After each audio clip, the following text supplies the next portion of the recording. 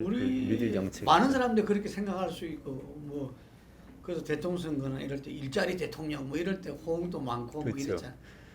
근데 이제 지금은 이제 그게 전통적인 논이고요. 네.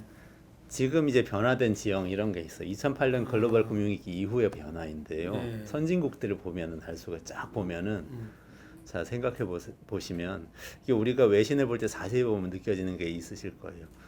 국가들이 돈을 엄청나게 많이 뿌립니다. 2008년 금융위기 이후에 미국, 유럽, 일본 다 양적 완화하면서 그렇죠. 중앙은행이 사실상은 무제한으로 국채를 중앙은행이 막 그대로 사들이고 돈을 막 말하자면 현금 살포를 하지 않습니까? 그런데 2008년 이후에 현금 이 지출에 그 중앙은행과 정부의 지출의 특징이 뭐냐면 금융기관을 통해서 했다는 겁니다. 기억하실 거예요. 오바마 정부에서 글로벌 금융위기 처리할 때에 골드만삭스에 얼마 주고 그 메릴린치에 얼마를 주고 이렇게 식으로 막 돈을 투자은행에 투입해가지고 나중에 보니까 이게 원래 금융사들이 잘못해가지고 금융위기가 났는데 금융사들 하나도 안 망하고 불평등은 더 심화되고 서민들은 더 어려워지고 그랬다고 이제 많이 그 다음에 나왔잖아요. 그래서 반성을 하는 거예요, 사람들이. 돈을 쓸 때 진짜 이렇게 쓰는 게 맞나? 지금까지는 정부가 돈을 쓸 때는 뉴딜 정책 때 했던 것처럼 생산 부문에 이렇게 정부가 쏟아붓는 거를 해왔거든요. 근데 뭐 도로 짓고 이런 것도 할 수 있지만 사실은 현대 사회에서 생산하는 부문이란 게 다 기업들 아닙니까? 금융과 기업에 그냥 이렇게 쏟아 부어준 거예요. 글로벌 금융위기 이후에도. 근데 나중에 보니까 불평등이 더 심화됐단 말이죠. 토마 피케티 같은 21세기 자본 같은 논의가 그 다음에 나오죠. 그래서 불평등 심화돼서 우리 세습 자본주의 된다. 데이터 쫙 역사적으로 뽑아와서 보니까 너무 심각하잖아요. 그래서 이번에 모든 선진국 국가들이 다 이번에도 다 지출을 늘리고 양적 완화 다 하는데 헬리콥터 머니 방법을 쓰는 거죠. 미국에서 연소득 7만 5천 불 이하의 가정한테는 지금 다 수표가 보내지고 있거든요. 그게 한 달에 1,000불을 500불, 1,000불 이런 수표를 보내주는 거예요. 그냥 뿌리는 거죠. 그러니까 경험을 해보니까 어차피 정부가 재정을 늘리고 중앙은행이 발권해가지고 돈을 써야 된다. 그래야만 위기가 해소된다까지는 왔고, 근데 2008년 이후에 써보니까 금융사 이런 데 갔더니 돈이 온데간데 없고 그냥 자기네들만 돈잔치를 하더라. 소비도 많이 활성화 안 되고. 그래서 지금 보니까 그냥 개인한테 직접 뿌리는 게 제일 낫겠다까지 온 거예요. 이거는 그러니까 복지 패러다임이 아니고 순수하게 경제 패러다임을 이렇게 온 거죠. 이렇게 생각하는 입장에서 보면은 이제 전통적인 케인지언 입장이 좀 고리타분한 거죠. 저거 댐 만들고 도로 만들고 하는 걸 지금 도로 댐도 너무 많아가지고 무한정 이걸 더 만들 수도 없고 그렇다고 인터넷 기업에다 돈을 퍼부어 봤자 거기서 일자리 만들 리도 없고요. 성장을 하는 건 맞는데 인터넷. 그럼 어디다가 돈을 쓰냐? 차라리 그냥 주자. 개인한테. 이렇게 지금 온 게 현대판 기본소득론이 된 겁니다. 그러니까 그게 결국은 우리 미래 사회 그 경제 구조의 변화, 노동의 변화 이런 것들이 불가피하다. 뭐 이런 관점에서 기존과는 다른 게 필요하지 않느냐. 그렇죠. 네. 그게 지금 현실 아닙니까? 그게 사실은 현실이죠. 사실 현실이고 그걸 근데 얼마나 가까이 보느냐의 문제인 것 같아요. 제가 보기에. 이제 케인지언 입장 취하는 분들은 그렇게 가는 건 맞는데 그거 한 30년 뒤에 오는 거 아니냐. 이렇게 보는 것 같고요. 이제 기본소득을 빨리 하자고 주장하는 분들은 지금 이미 시작됐다 그러는 거죠.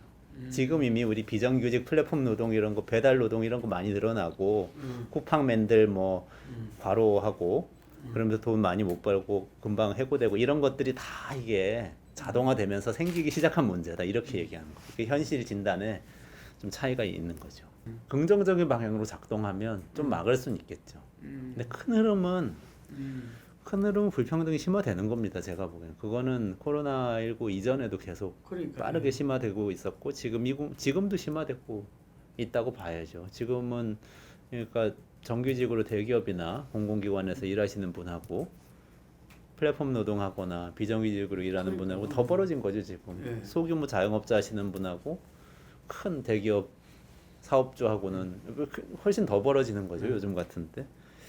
그러면 이걸 어떻게 막을 거냐가 문제인 거예요. 그러니까 예. 근데 불평등이 심화되는 거를 막는 방법이 과거에는 어쨌든 경제 위기가 오면 기업을 먼저 지원을 한 거죠. 우리 IMF 때도 공적 자금 조성해가지고 기업들 자산 다 이렇게 매입하고 대기업들 지원하고 빅딜이라는 이름으로 구조조정도 강제했지만 또 이제 지원도 엄청나게 한 거죠. 그리고 환율도 엄청 뛰니까 그러면 수입 물가 비싸지니까 서민들은 먹고 살기 좀 물가 비싸지니까 어려워지지만 대기업들은 수출하기 편해져가지고 또 삼성전자, 현대자동차 또 다 살아났지 않습니까? 그렇죠. 그렇게 된 거예요. 근데 이번에도 또 그렇게 할 거냐의 질문은. 이번에 또 그렇게 하면 불평등은 더 심화된다는 거죠. IMF 때도 그랬는데 이번에 또 심화되니까 그러지 말고 이번엔 개인들에게 직접 지원을 하는 방식을 가급적 많이 하자 하면서 나온 논의가 사실 긴급재난지원금 논의라고 봐야 되고 기본소득 논의가 이제 이런 상황이 일상이 될 경우에는 기본소득까지 가야 되지 않냐 이렇게 얘기 나왔다고 봐야 됩니다. 예. 그럼 어디까지 갈 것이냐. 그래서 이게 참 어려운 문제인데 마이너스 성장 시대에 예. 운신의 폭은 되게 좁죠. 그러니까 민간 영역은 굉장히 침체된 상태로 몇 년 갈 가능성이 높고 그렇기 때문에 근데 말씀하신 대로 저는 정부 부문에서 어떻게 하느냐에 따라서 기회가 생길 수도 있고 아닐 수도 있다고 생각하는데요. 두 가지를 일종의 이 큰 지출을 해야 된다고 봅니다. 정부 부문에서. 특히 이제 어떻게 보면 우리나라한테는 저는 기회일 수도 있는 게 지금 사실 재정 건전성이 선진국 중에선 제일 좋은 편이고 그래도 경제 성장률이 꽤 방어를 하고 있는 편이기 때문에 재정 여력이 있을 겁니다. 앞으로 최소한 5, 6년, 길게는 한 10년 동안의 재정 여력이 있을 거고요. 그게 우리가 GDP의 45%, 45% 정도의 국가 부채 가지고 있는데 이게 뭐 학자에 따라서 조금씩 다릅니다만 60%에서 80%까지 갈 수 있다고 이야기를 합니다. 그러면 거기까지 가는 데에 뭐 이게 500조 원에서 800조 원 이렇게 룸이 있어요. 이걸 잘 써야 되는 거죠. 이걸 잘 써야 되는데 이거 가지고 이제 도로 만들고 댐 짓고 이렇게 하면 이제는 안 되는 거고요. 두 가지에 써야 되는데 한 가지는 사람의 투자를 해야 된다는 겁니다. 그게 지금 어떻게 보면 이번 정권의 소득주도 성장하고도 맞닿아 있어요. 근데 조금 더 과감하게 기본소득제 같은 방식으로 정말 생계 안전망을 확실하게 만들어주고 그리고 저는 중요한 게 학습이라고 생각을 교육. 예. 그러니까 기본소득 같은 생계 보장이 되는 상태에서 이제 산업 구조 전환을 해야 되거든요. 옛날식의 이제 사실은 좀비 기업이라고 많이 불리는 이 비생산적인 부문은 없어질 수밖에 없어요. 없어질 때 이 사람들이 딴 데로 옮겨갈 수 있도록 충분한 여유를 갖고 공부를 할 수 있게 해줘야 되는 거죠. 40대에도 다시 대학을 갈 수 있게, 대학원 갈 수 있게. 그래서 이전에 나는 자동차 공장의 노동자였지만 40대 초반에 다시 공부해서 소프트웨어 엔지니어가 되었다. 이렇게 될 수 있어야만 사실은 희망이 있는 거예요. 그러니까 그런 식의 전환이 가능하도록 사람에 투자하는 거. 그게 큰 하나의 뉴딜이고요.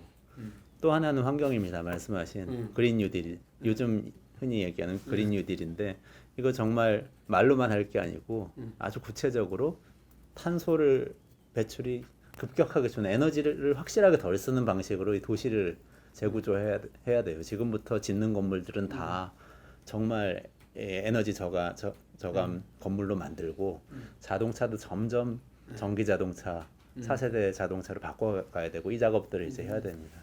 몇 년 동안 그 작업을 해야만 비전이 있을 것 같아요. 저는 우리 사회가 그래도 좀 살만한 사회로 가는데. 그러니까 그 맥락 안에서 기본소득제가 있는 거죠. 생계가 완전히 보장된 불안하지 않은 상태가 돼야 되니까.